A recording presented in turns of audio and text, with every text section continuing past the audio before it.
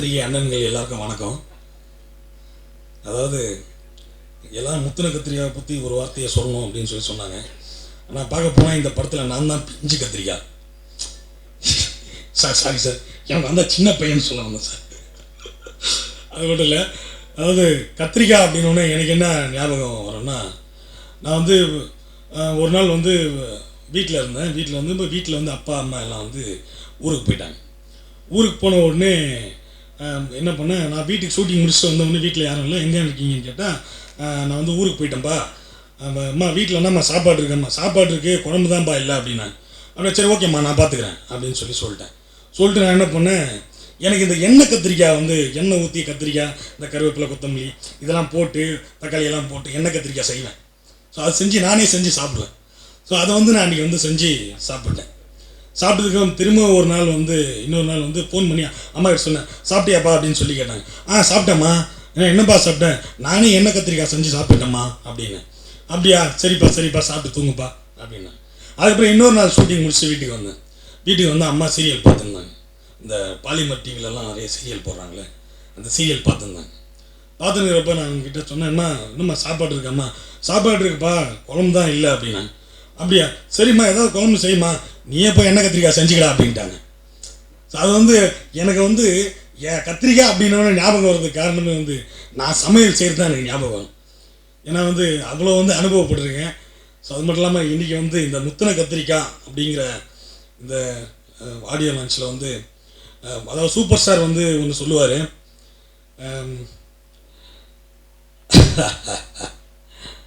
கண்ணா நான் சொல்கிறது தான் செய்யறதா சொல்லுவேன் அப்படின்னு சொல்லி ஒரு வார்த்தை சொல்லுவார். நிறைய படங்களை நம்ம பார்த்துருப்போம்.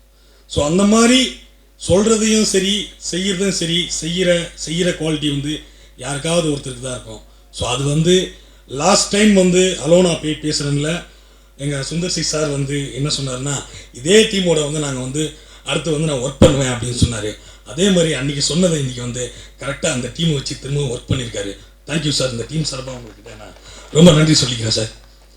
ஸோ அதுக்கப்புறம் வந்து இந்த படத்தில் வந்து நான் வந்து ஒரு இம்பார்ட்டன்ட் ரோல் பண்ணியிருக்கேன். அதாவது நீங்கள் பார்த்துருப்பீங்கன்னா ட்ரெய்லர்லேயே ஆளக்கானா இம்பார்ட்டன்ட் ரோல் பண்ணியிருக்கேன் அப்படின்றான்னு எல்லாம் யோசிக்கிறாங்க. நான் அவரோட கன்னத்தில் கையெழுச்சி யோசிச்சுட்டு இருக்கேன் சார். இல்லை, ஆக்சுவலாக வந்து பார்த்தீங்கன்னா வந்து படத்தோட சஸ்பென்ஸே நான் தான். ஸோ அதனால தான் வந்து ட்ரெய்லர் இல்லை, நீங்கள் படம் பார்க்கும்போது ரிவீல் ஆகும். ஸோ வந்து அது மாதிரி வந்து ஒரு இம்பார்ட்டன்ட் ரோல் வந்து நான் படத்தில் பண்ணியிருக்கேன். ஸோ மக்களோட மனசில் பதியக்கூடிய ஒரு கேரக்டர். ஸோ இந்த படத்தில் வந்து எனக்கு வந்து ஒரு மிகப்பெரிய வாய்ப்பு வந்து சார் சுந்தர்சி சார் மூலியமாகவும் வெங்கட்ராகவன் சார் மூலியமாகவும் வந்து கிடச்சிருக்கு. ரொம்ப சந்தோஷம் சார். அது மட்டும் இல்லாமல் வந்து இங்கே வந்து நிறைய பேர் வந்து இந்த படத்தில் வந்து பெரிய காமெடி பட்டாலுமே இருக்குது. பொதுவாக வந்து நீங்கள் வந்து இப்போ சரவண பவன் போனீங்கன்னா வந்து வெரைட்டி ரைஸ்னு ஒன்று இருக்கும். அதாவது அதில் வந்து கொஞ்சம் புளி சாதம், லெமன் சாதம், தக்காளி சாதம், தயிர் சாதம், இப்படி நிறைய சாதம் வச்சுருப்பாங்க. நீங்கள் பொதுவாக ஒரு படத்தில் பார்த்தீங்கன்னா ஒரு ஹீரோ இருப்பார், ஹீரோ கூட த்ரூ அவுட் ஃபுல்லாக ஒரே ஒரு காமெடியில் வந்துகிட்டே இருப்பார்.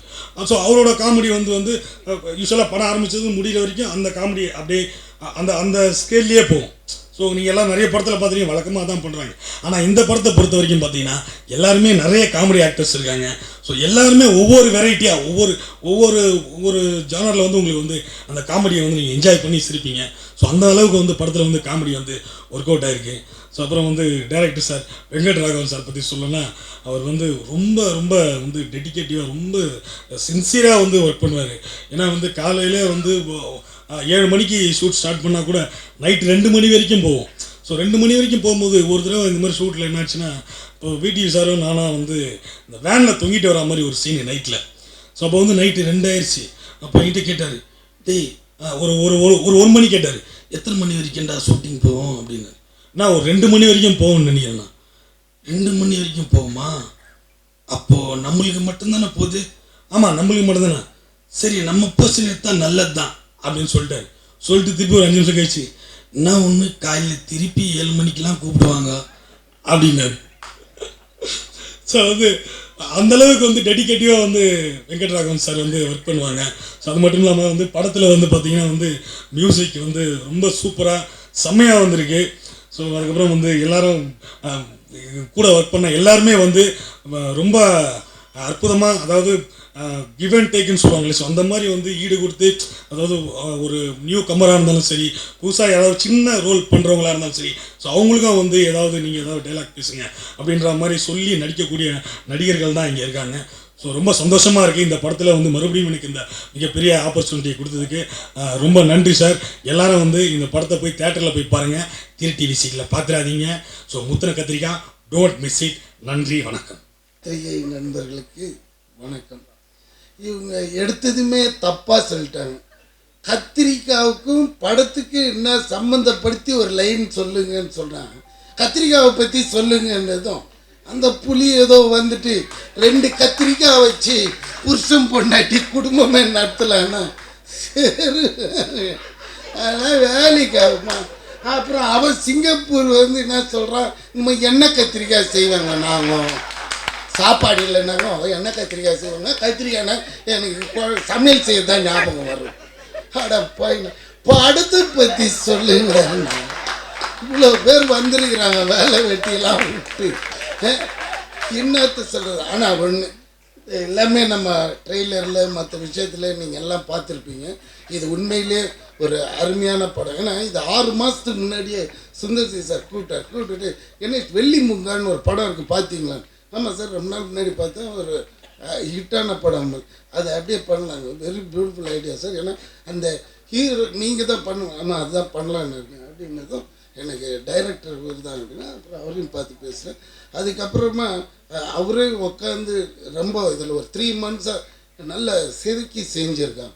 நிஜமாக நான் போயிட்டு ஒரு எப்போவுமே நம்ம சிட்டி சப்ஜெக்ட் இங்கே பிறந்தவங்க இதில் அட்டின்னு ஓட்டின்னு இருந்தோம். திடீர்னு ஊரை விட்டு தூக்கின்னு போய் கல்லிடை குறிச்சி அங்கே விட்டாங்க. காலையில் 7 மணிக்கெலாம் கூப்பிட்டு போயிடுவாங்க. ராத்திரி எப்போ வருவோன்னே தெரியாது. அடிச்சதுன்னா வெயிலுங்க நேராக உள்ளே குத்தும். அந்த மாதிரி அதில் ஹாப்பியாக 3 ட்ரெஸ் கொடுத்துருக்கோங்க, உங்களுக்கு மேக்கப் அப்பப்போ பார்த்துக்கோங்க அப்படின்ட்டாங்க. ஊற்றிடும் அப்படியே கீழே இறங்கி வந்தாலே. பக்கத்தில் ரிவர் கூட தான், பட் இருந்தாலும். ஆனால் கடைசியில் டப்பிங் பண்ணும்போது பார்க்குறோம், ஆஹா இது கண்டிப்பாக ஒரு ஹிட்டு படம், அந்த இது ஃபீல் தெரிஞ்சிடுது நம்மளுக்கு. அதனால் இன்றைக்கி இந்த ஆடியோ ஃபங்க்ஷனில் ரொம்ப ஹாப்பியாகவும் இருக்குது. இது கண்டிப்பாக ஒரு ஜெயிக்கக்கூடிய படம்.